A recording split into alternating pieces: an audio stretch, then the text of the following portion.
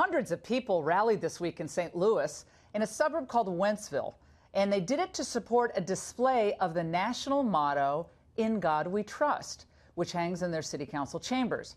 A woman protesting the motto was escorted out of the council meeting last month for exceeding her time limit, but not before she made her point.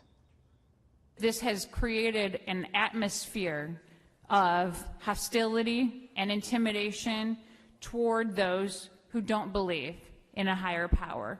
I think that is important for everyone to recognize. That woman, atheist activist Sally Hunt, is here tonight with her side of the story. Also joining us is Missouri State Senator Bob Onder. It's great to see both of you. All right, Sally, let's start with you, because that motto, "In God We Trust," really seems to send you over the edge, and I want to kind of figure it out. The understanding why you think it's the establishment of religion in the United States. Go ahead. Well, I didn't say that it is the establishment of religion, but it is certainly the endorsement and the advancement of religion by our government. So it should send everybody over the edge if they value the U.S. Constitution, and I do. Which it's very important to me. Right. Which part of the Constitution do you feel this violates?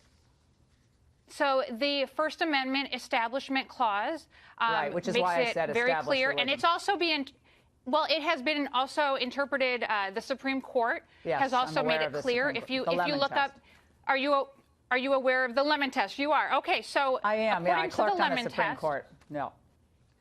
Great.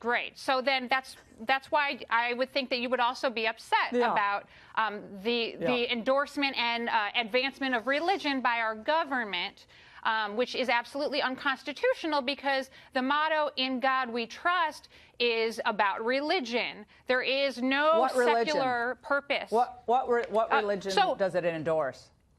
So absolutely Christianity, and I am happy to explain why. It's definitely Christianity. Okay, so let me just go through, for our viewers who don't understand the Lemon Test, which itself is a lemon, as Justice Scalia wrote.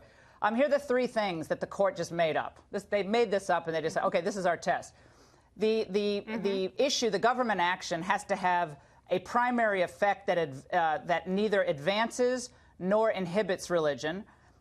It can't be an excessive government entangle in religion either, and it has to have primarily a secular purpose, a government action. Well, this was paid for by private money. Okay, this is private money paid for this. And my question to you is, how does this excessively entangle the government in religion, which is one of the prongs of the vaunted test?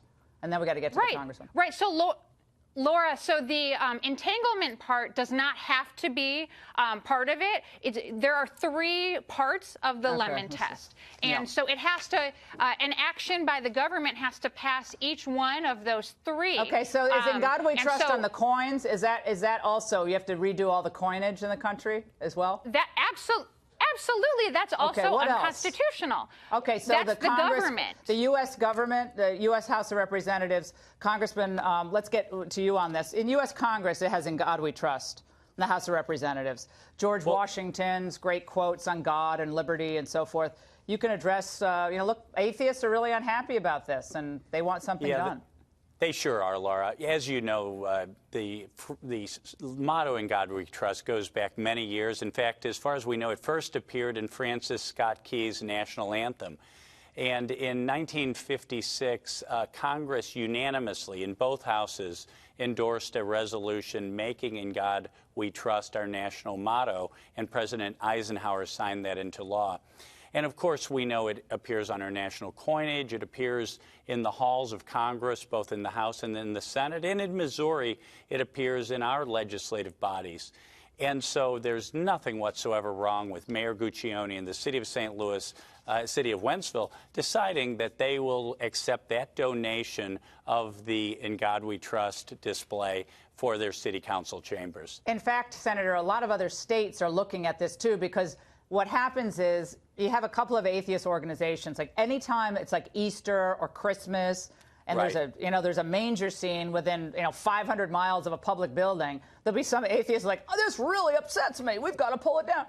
And I think what happens is, and Sally, I want to get you in on this. Our founding was a founding based on liberty that came not from the government, but came from God. Thomas Jefferson said, 1781, on his notes on the state of Virginia, God who gave us life gave us liberty. And can the liberties of a nation be thought secure when we have removed their only firm basis, a conviction in the minds of the people that these liberties are a gift from God? Washington, of course, George Washington in his farewell address also invoking God. Our framers were Unitarian. They didn't believe in necessarily organized religion, but God was important.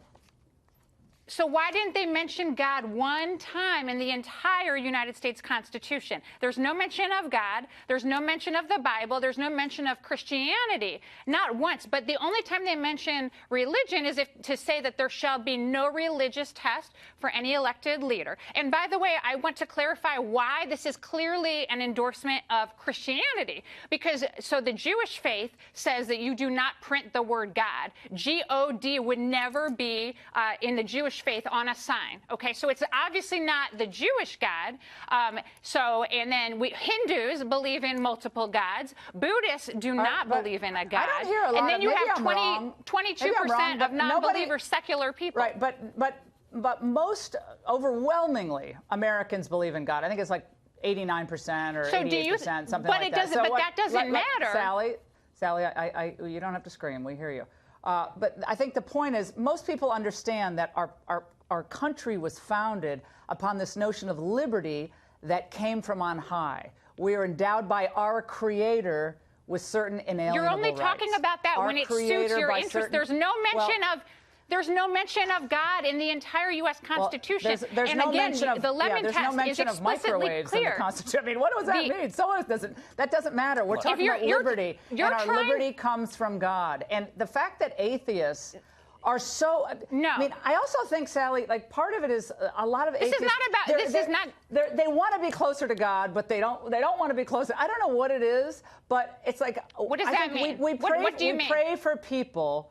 We pray for people as Christians, and I think our friends in the Jewish faith and the Muslim faith pray for hearts to change. And I think that in this scenario right now, you should be praying atheists actually turn off a lot of people because it's not hurting anyone to say, in God we trust. It's kind of respectful for our national tradition. Do you realize that you're promoting hostility and prejudice and discrimination against atheists, agnostics, secular people throughout this country? Our country has secular practices all over the place, but you're dominating the conversation, so let's get the senator in on this. Government must remain neutral. Laura, and we are neutral. Laura, we're not endorsing the Baptist faith by looking at that in God we trust. It's Christianity, Laura. Laura, as you know, that's exactly right.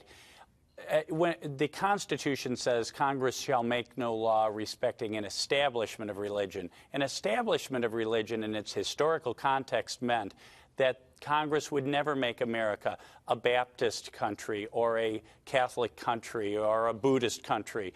But it didn't say that government has to have antipathy and hostility for religion. And that's what really Sally seems to advocate. I'm not asking for that. We're out of time. We're going to go to hard break. I didn't ask for that. We'll have you back, Government Sally, should remain neutral.